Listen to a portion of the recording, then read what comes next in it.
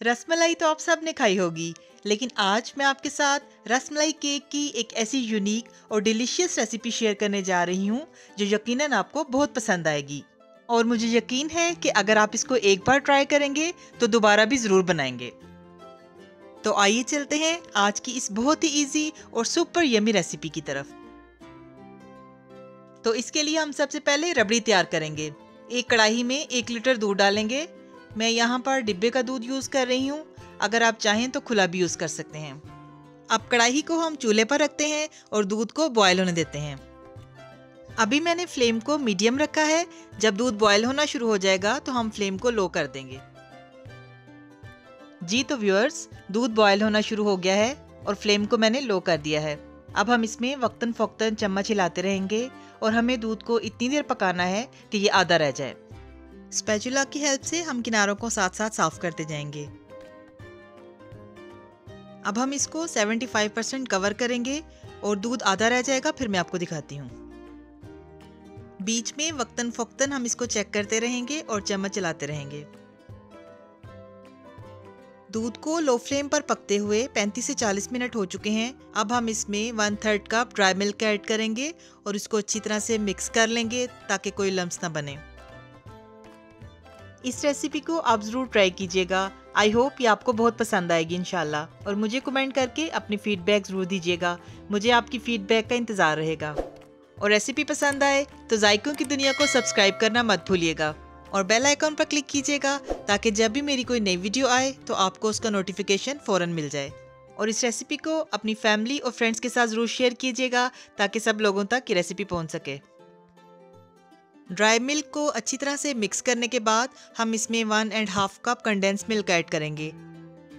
क्योंकि मैं यहाँ कंडेंस मिल्क का इस्तेमाल कर रही हूँ, इसलिए मैंने दूध में चीनी नहीं डाली।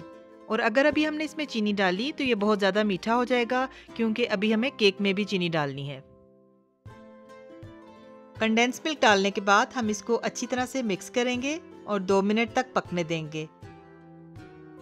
कंडेंस मिल्क की रेसिपी मैंने आपके साथ शेयर की हुई है। अगर आपने नहीं देखी तो इसका लिंक मैं आई बटन में भी दे दूंगी और डिस्क्रिप्शन बॉक्स में भी दे दूंगी, तो आप वहां से भी देख सकते हैं। बहुत ही डिलीशियस रबड़ी वाला दूध रेडी हो चुका है।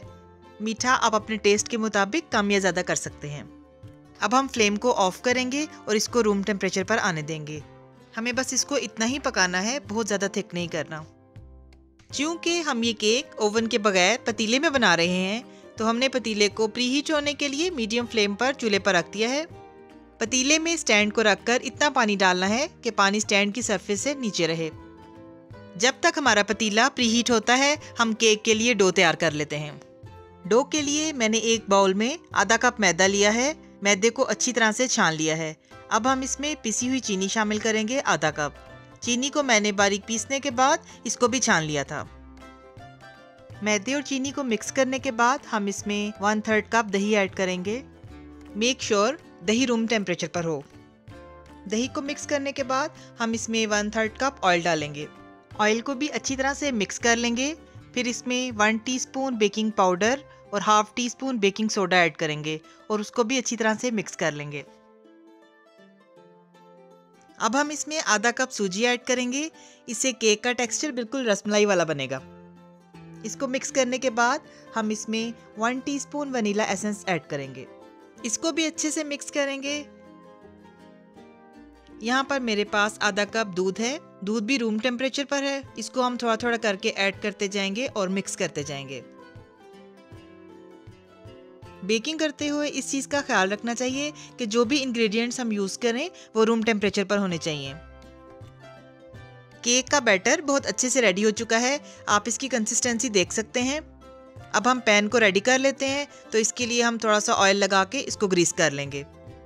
ब्रश की हेल्प से हम हर तरफ से अच्छी तरह से ग्रीस कर लेंगे और फिर ये सारा बैटर इस पैन में डाल देंगे। बैटर को इवन करने के बाद हम सांचे को 2-3 बार टैप टैप करेंगे ताकि हमारा केक अच्छी तरह से सेट हो जाए। अब हम सांचे को बहुत ही एहतियात से पतीले के अंदर रख देंगे स्टैंड के ऊपर और इसको कवर कर देंगे। पतीले के ढक्कन के ऊपर कोई भी किचन टॉवल लपेट लीजिएगा। अब हम फ्लेम को मीडियम रखते हुए इसको 30 मिनट्स के लिए बेक होने देंगे। 30 मिनट्स हो चुके हैं, तो आइए देखते हैं। ढक्कन को बहुत एहतियात से उठाना है क्योंकि इसमें काफ़ी स्टीम है। अब हम किसी भी टूथपिक या स्क्वायर की हेल्प से चेक करेंगे। ये देखिए, टूथपिक बिल्कुल क्लीन निकली है, तो इसका मतलब केक रेडी है। अब हम फ्लेम को ऑफ करते हैं और सांचे को बहुत एहतियात से बाहर निकाल लेते हैं। सांचे को मैंने पतीले में से निकाल लिया है। अब हम टूथपिक या कांटे की हेल्प से इसको प्रिक कर लेंगे।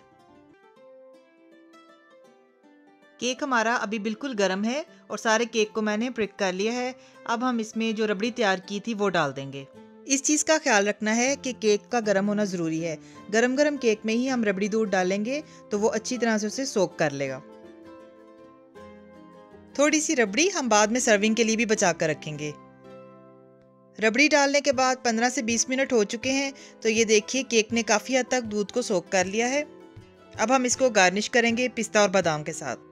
पहले हम ज़ाफ़रान डालते हैं और फिर पिस्ता और बादाम के साथ गार्निश करते हैं। हमारा ज़बरदस्त सा रसमलाई केक रेडी हो चुका है। अब हम इसको फ्रिज में रखते हैं 3 से 4 घंटे के लिए। तो मिलते हैं 3 से 4 घंटे के बाद। जी तो व्यूअर्स, 3 से 4 घंटे हो चुके हैं। हमारा रसमलाई केक बहुत अच्छे से सेट हो चुका है। अब हम इसकी कटिंग करते हैं और मैं आपको इसकी फाइनल लुक दिखाती हूँ। ये देखिए, बहुत ही यम्मी और बहुत ही टेस्टी रसमलाई केक रेडी हो चुका है। अब हम इसको प्लेट में निकालते हैं और इसके ऊपर बाकी का रबड़ी दूध डालते हैं। जी तो व्यूअर्स, कहिए कैसी लगी आपको आज की रेसिपी? आई होप यकीनन पसंद आई होगी। इसके साथ ही मुझे इजाज़त दीजिए। अल्लाह ताला आप सबको भी और हमें भी ईमान, सेहत और सुकून की बेहतरीन हालत में रखे और दुनिया और आखिरत में इज़्ज़त अता फरमाए। आमीन। अपना बहुत ख्याल रखिएगा, हमें भी दुआओं में याद रखिएगा। मिलते हैं नई और मज़ेदार रेसिपीज़ के साथ। अल्लाह हाफिज़।